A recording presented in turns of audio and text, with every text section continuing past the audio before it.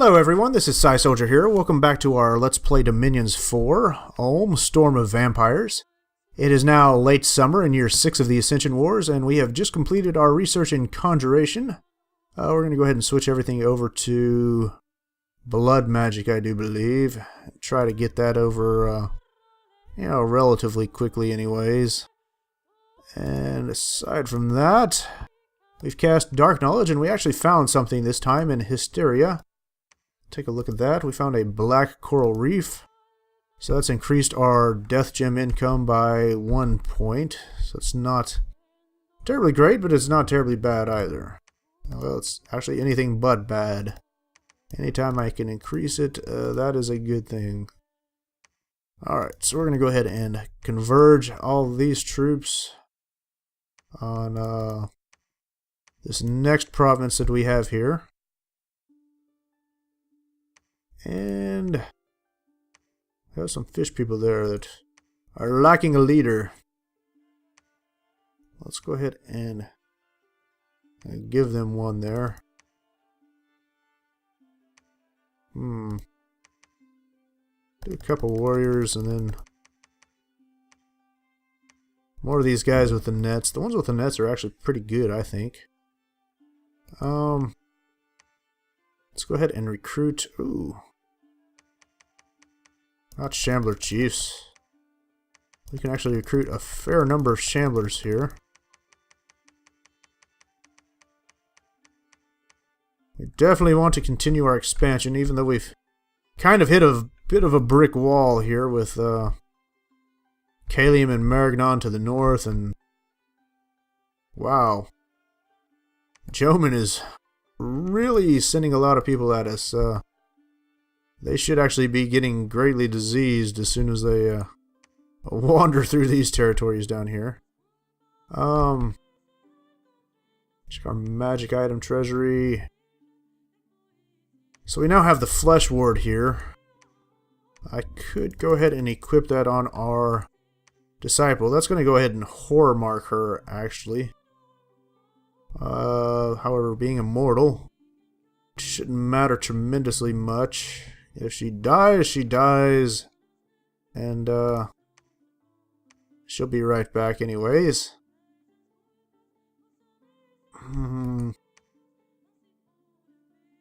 It will increase her strength, give her reinvigoration. Basically, the Flesh Ward is a breastplate in a very literal sense. It is constructed out of a still bloody ribcage that envelops its wearer's chest. Upon first donning the ribcage, the wearer will find that the ribcage fastens itself to him with tendons and tissue, sending veins into his body and supplying it with sustenance. The ribcage will grant its wearer amazing strength and ease his use of blood magic. It will also channel the force of any attack into the person who harmed him instead. This channeling of wounds works regardless of distance, but a strong magic resistance may save the attacker. So basically when you're wearing that, anyone that attacks you has a pretty decent chance of having the attack damage themselves instead.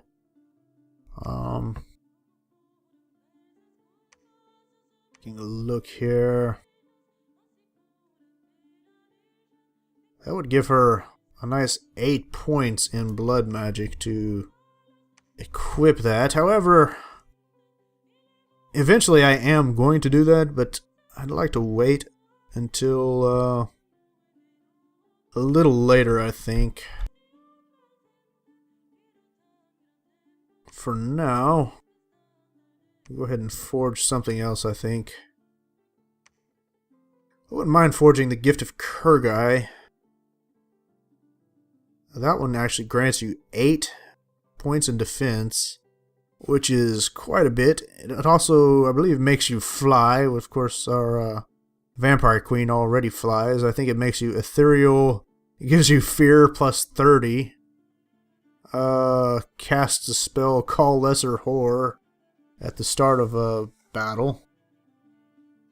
Of course, the Lesser Horror is somewhat likely to go ahead and attack you as well. Because I do believe that actually horror marks you as well. Of course, if you have someone that's sitting there horror marking the enemies, then,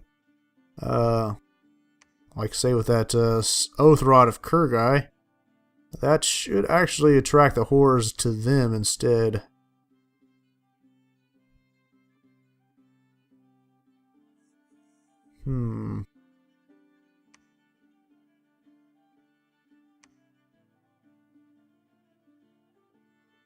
So the Horror Harmonic, our level is too low currently to forge that.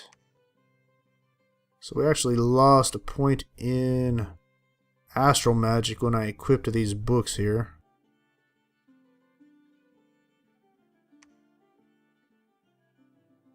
Let's go ahead and take the Tome of the Lower Planes, put that back, and we'll take this Astral Coin here. How much did the Horror Harmonica cost? 40 Astral Pearls. At the start of battle, you get the Wailing Wind spell. It releases a wind of horrible screams and sighs, and all enemies hearing it will feel their spirits sink and have their hearts gripped with fear. The spell affects the entire battlefield until it is over, or until the caster is killed. It's kind of cool, actually, too. That gives you the spell Call Horror.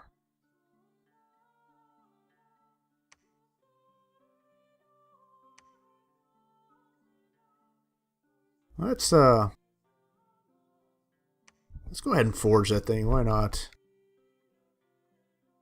And we're going to go ahead and forge another of the Endless Bags of Wine,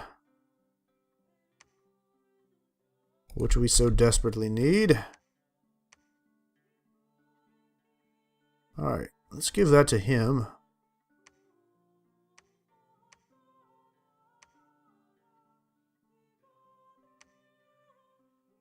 So actually, we're probably going to be over the supply limit as soon as they move in here. At least momentarily. As we get some more bags of wine, that'll begin to change. Now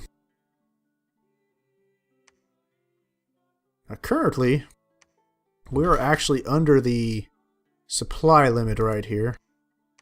I think we're just going to switch over to preaching the teachings of God here. And hopefully these guys will attack us right there. I'm going to go ahead and send them up there too.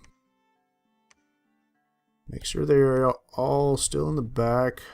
Not that I expect them to change, but apparently I missed him before. I'm not going to send...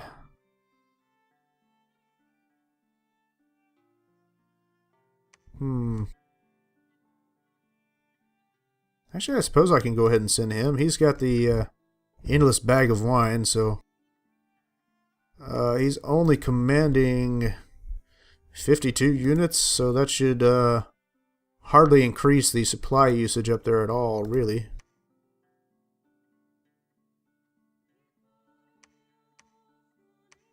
Okay. And let's set them in the back here. Let's throw some more province defense in there.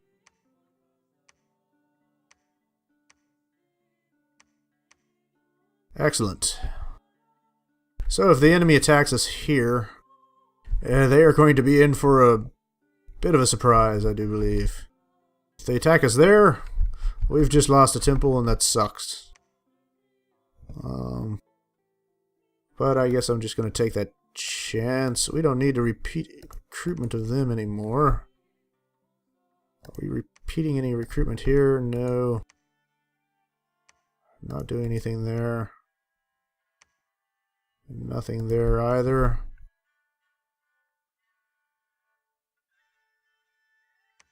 Alright, let's go ahead and move him up there. Hopefully we'll start to see some of these enemy Dominion candles start to change in our favor soon.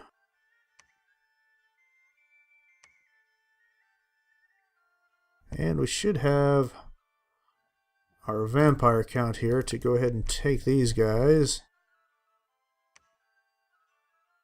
Imagine most of them are suffering from afflictions right now, but actually they're not terribly bad.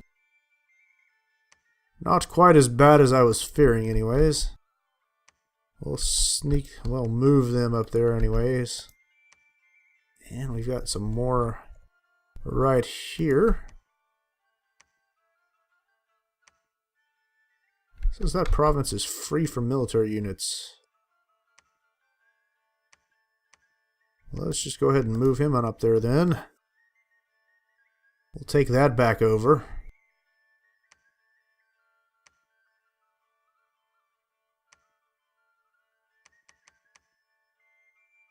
And let's have him summoning allies. And we will have him cast the spell Curse of Blood again. Continually try to increase the number of vampires that we are generating per turn. Because, again, you can see here they're quite good, with regeneration being slash resistant, blunt resistant, invulnerable. They are susceptible to fire. That's just about their only weakness here. Attack and defense skills, not anything to be terribly proud of, but they're quite good actually. Not to mention their attacks drain life as well. Alright, so we are still actually suffering from a bit of unrest there, so we're gonna still hold off on blood hunting for the time being.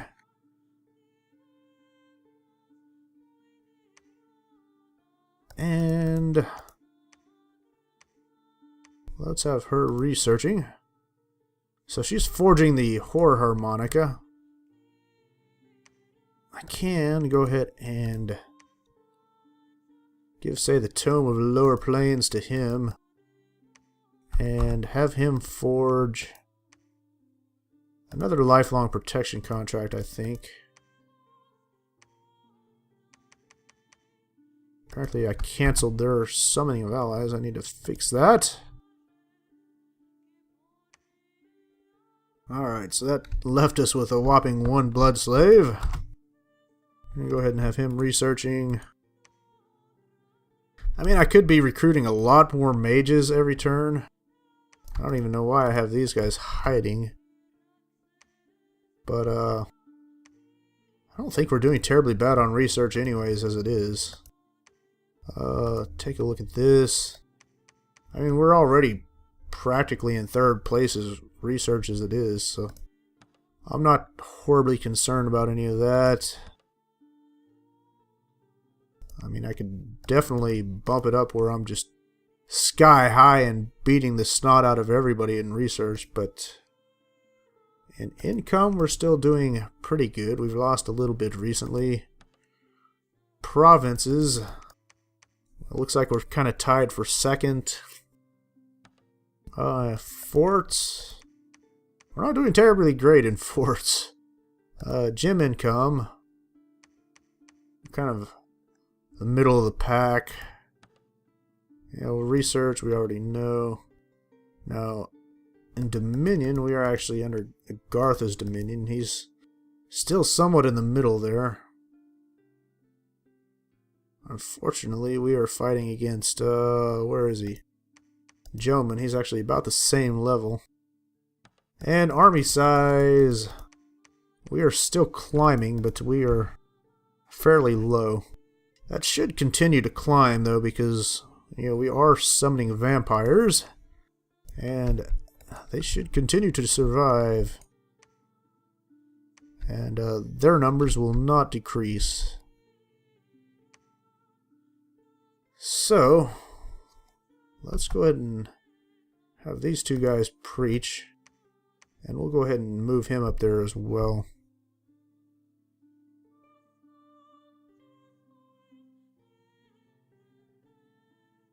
Actually, we'll just have him preach too, and we can send him later on if we so desire. Check the... He's way in the back there, so he's probably going to survive if the enemy attacks.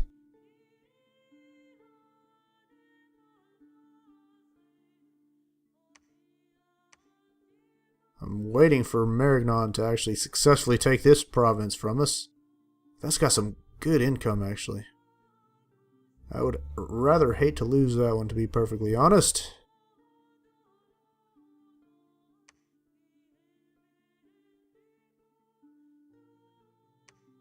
Okay. Let's go ahead and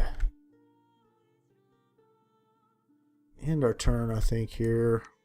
We're already doing our forging of our unique item. We're spending all of our blood slaves. We're forging the endless bag of wine that we need. I think we're pretty much set. We're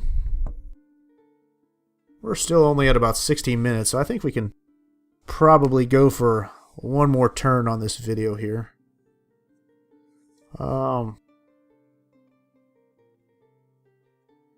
Trying to decide what our next true strategy needs to be. I guess we really need to just continue focusing on building some more temples here. I've kind of been stealing some of my gold for building temples on putting into province defense, but to be honest, I think it's probably better spent on the temples that we're building in the water, actually. Because we don't really seem to be in much of a contest for the water provinces, where we are occasionally losing some of these provinces where we are bumping up so much of our gold into the province defense, especially the ones that have weak province defense. I think I recall a province or two where we had the ability to recruit some war elephants, though. I'm giving some consideration to looking into that. Maybe I'm mistaken, though. I can't place my finger on which province that might have been. But I'll have to double check. If there is a province where I can recruit war elephants, that would be a pretty good move. Another thing we can also do, of course, is to move into a province and hold it quite strongly for long enough to build a fortress. And then we can start throwing in a bunch of black priests, having them preach and keep it under our dominion, and hold it with vampires after that point. Which, yeah, that would definitely be a strategy that should be effective. Especially once we get armies of, 100, 200 vampires. Any enemy that tries to siege the fortress is going to be suffering some major problems as they take repeated attacks from vampires. I don't care how big their army is, once they get attacked by 100 vampires each turn, then, yeah, they're gonna start to feel the pain. Especially if I begin sending the vampire lords at them as well.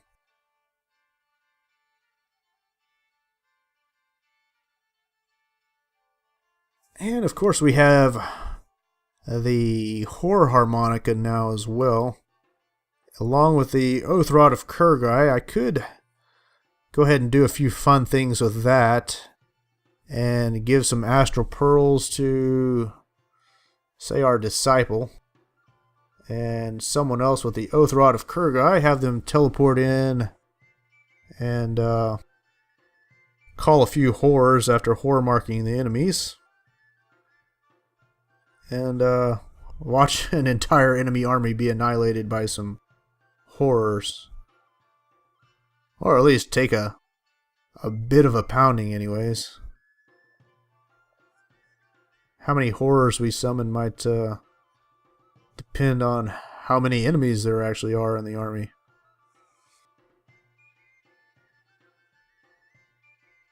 If it's, say, an army of about 500 enemies, yeah, we could blast in there oath rot him a couple times, and then summon about 4 horrors, and then teleport out of there.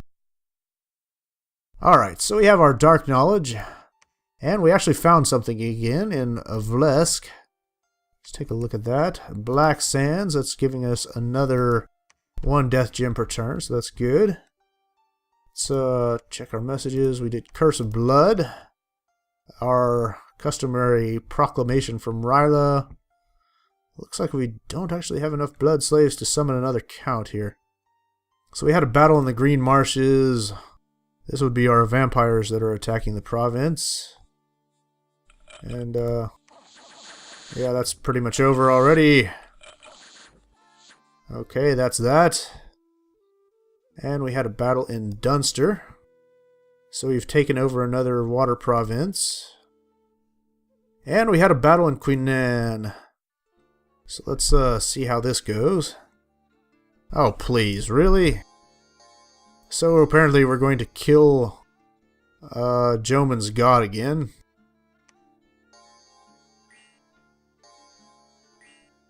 Yes. This is going to go quite terribly for him. He has about 495 hit points, but I don't think that's going to hold out. He's got a few claim-in. Let's speed this up, otherwise we're going to be sitting here all day waiting for all these spells that are being cast. Looks like I've got a number of people that are trying to paralyze their god.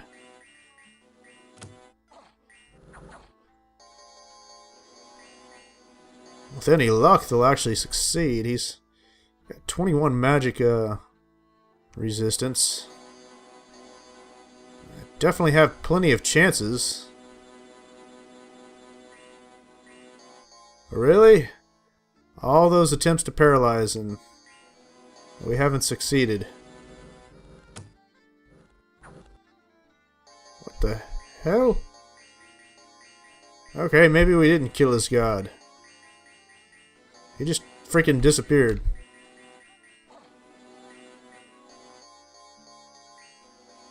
Unless somebody cast Soul Slay on him, I don't know. What is this? The Kenzoku. He's got Awe too.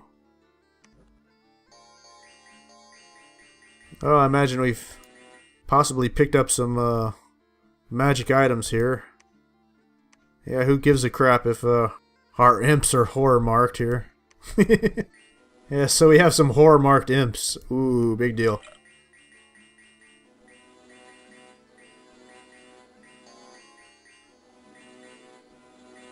Alright, yeah, he's about to be mind burned to death anyways. The only thing I know is he's not getting out of here alive.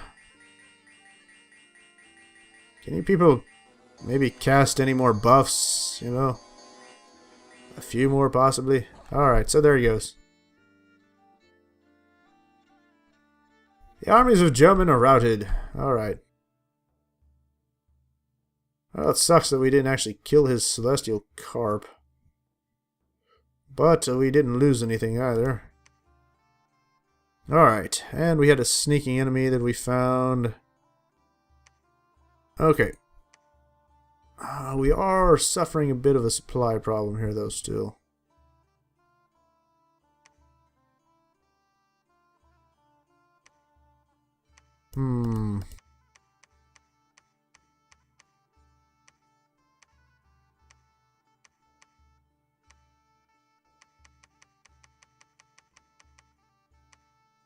I suppose it might would behoove us to just go ahead and move back one more turn.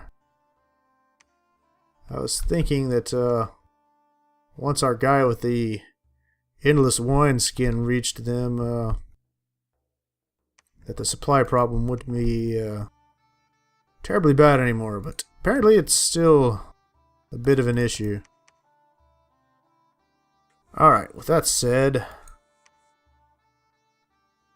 let's go ahead and forge yet another bag of wine. Should actually be kind of okay after this. And let's give him a lifelong protection contract. Well, Make sure he's the one I want to give that to. Which of these guys has the best spells here?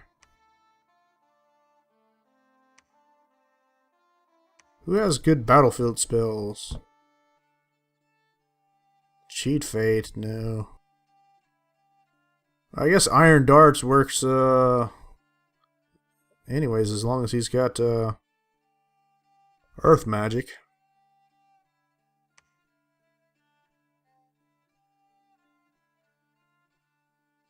Yeah, I suppose anyone with Earth Magic will do. How about the guy that's got the Fire Magic? He might be able to do a slightly more interesting battlefield spell. Magma Bolts, he can do that. Those do 25 damage. 2 precision, 25 range. Versus these, which are armor piercing. 35 range. So the range on the Iron Darts are actually better. And the fatigue cost is only 10 versus a 20 fatigue cost with those. So the Iron Darts are actually the better spell to use. And we have the Air Magic guy. He can potentially do some more useful buffs. Something like Aim, which would increase the effectiveness of his air shards or air darts or whatever you want to call them. Oh. However, I don't think his aim isn't necessarily on himself. He can cast that on anybody, but hopefully he would cast it on himself. Because that would be what we wanted. So let's go with the Air and Earth. Let him take that and the Endless Bag of Wine. Make sure that he is in the back.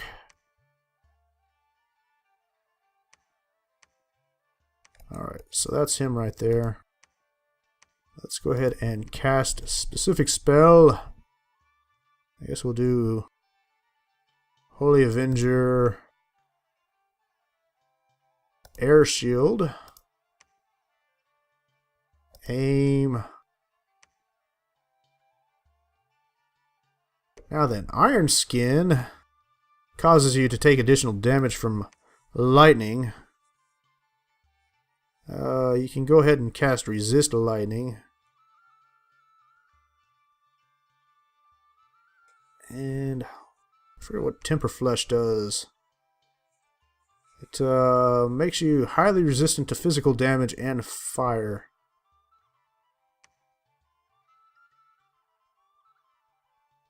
I don't recall what the difference is in Temper Flesh and Iron Skin. And we'll just have him cast spells after that.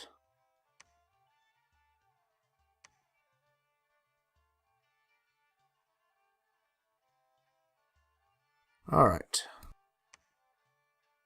So with the next turn, we should have ample endless bags of wine to go ahead and feed most of those troops on the march so they can head out there and not get all diseased.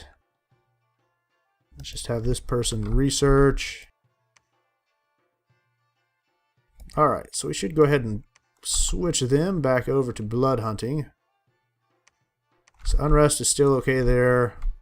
Unrest is fine there. We're doing alright there. We're still okay there. And we are alright right here as well.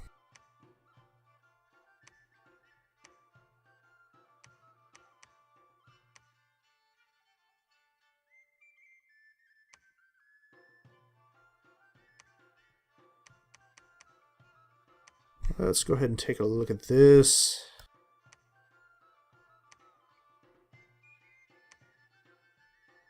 The second spear allows the wielder to call lesser horrors in battle.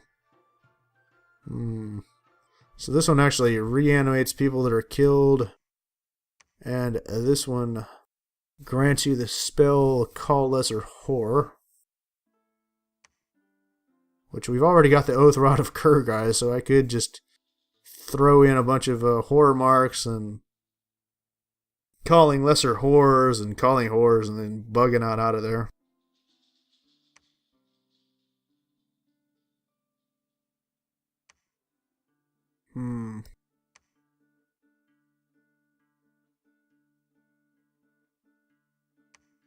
Let's go ahead and throw these back in the laboratory.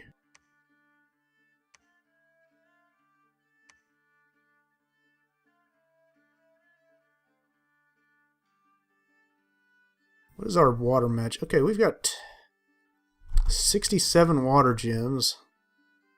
Let's just go ahead and power in water here. It's only going to cost us 30 gems to do that. And we're going to give these vampires to Ratchus here.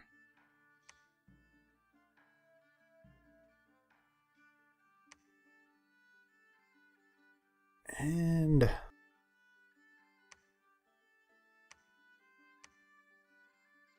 unfortunately, he can't fly that way. I don't know why. I guess just because he can't cross rivers, I guess. I don't know.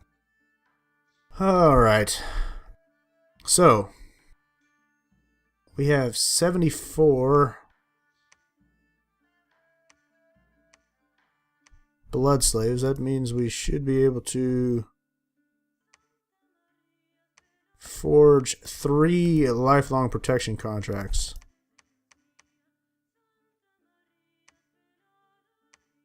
One, 2, and 3. We'll have him summoning allies. See if we have any more other vampire counts that are just sitting there like him. He can summon allies.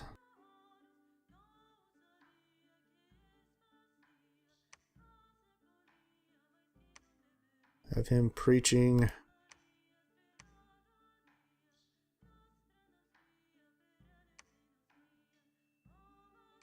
Let's go ahead and start moving him up there.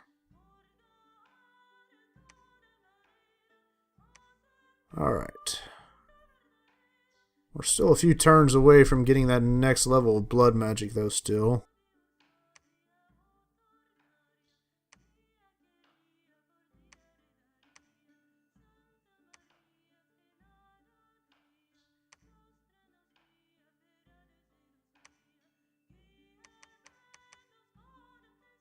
Okay.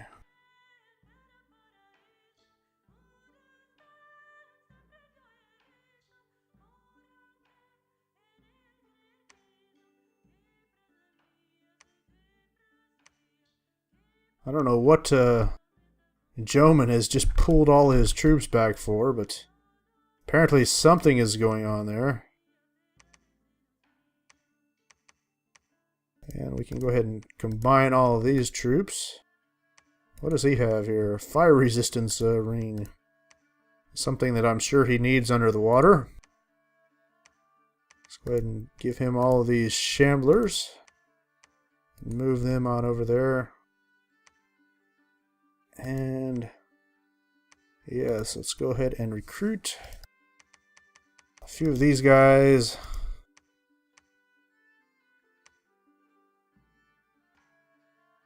I guess I'll go ahead and move him up there.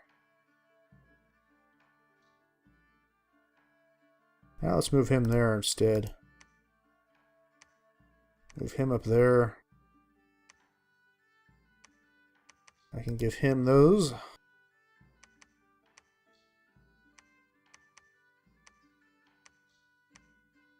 And they may be able to take out that army.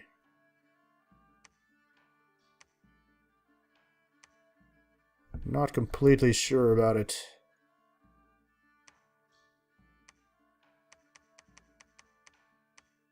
Just give him a few more. Currently he's got 34 and he can only command 40.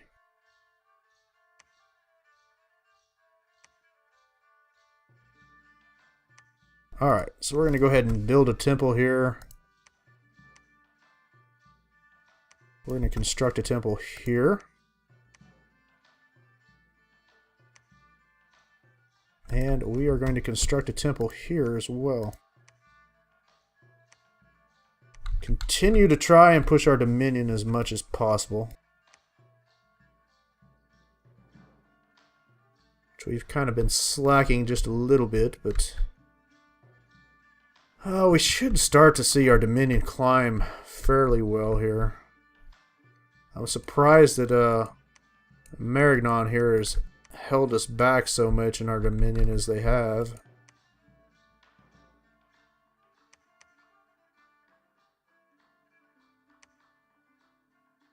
And we will have a pretty darn good army with a whole lot of lifelong protection contracts here soon.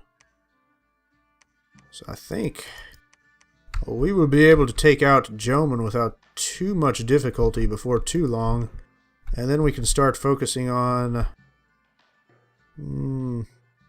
building a second army of lifelong protection over here. At least to advance a little bit, take over Provence and preach, you know, and get our vampires in there.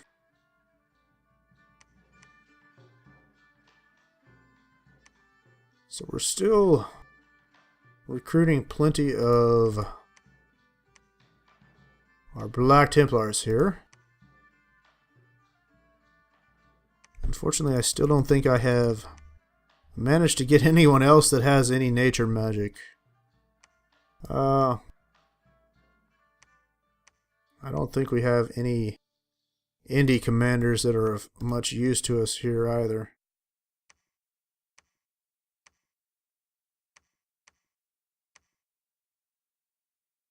Well, actually, we do have these Jaguar priests. Could potentially go for some of them. Of course, the problem still is that these Jaguar tribe warriors suck so horribly bad.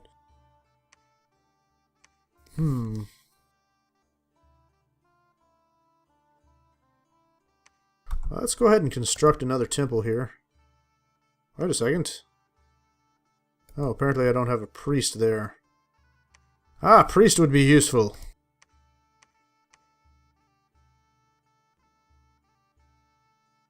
I would build another temple there, but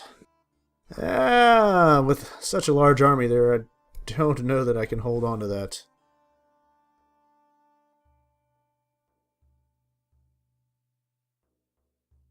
I think we're just going to have to hang on to that gold, and we'll do something with the next turn.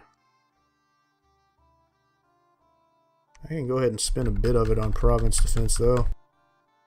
At least get it up to 20, so it's not completely bereft of province defense there.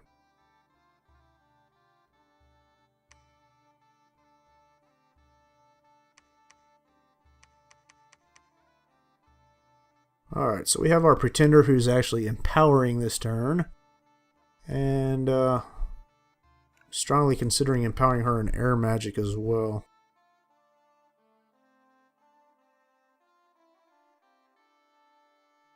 So, I used to think that if someone had fire magic, they gained an increase in their attack skill. If they had water magic, they gained an increase in their defense skill. I think astral magic increased your magic resistance. Air magic increased your precision. But it's looking like that's actually not the case anymore. That might be something that we had with Dominions 3 that maybe didn't carry over to Dominions 4. Which, I'll go ahead and say that was part of the reason why I was empowering, actually. Yeah, other than the fact that she's immortal and I'm not going to lose her anyways, so... nevertheless... kind of stinks. So... we actually have a pretty decent garrison here. If the enemy attacks us here, I don't really think that they're going to be able to lay siege terribly quickly. I could probably fairly safely switch these over to, say, Zweihanders or something else.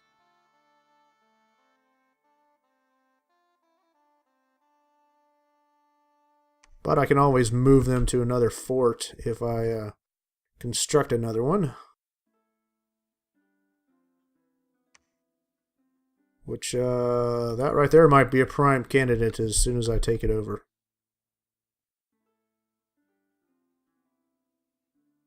Alright. It'd be interesting if they attack us there, but kind of doubtful we're going to see that.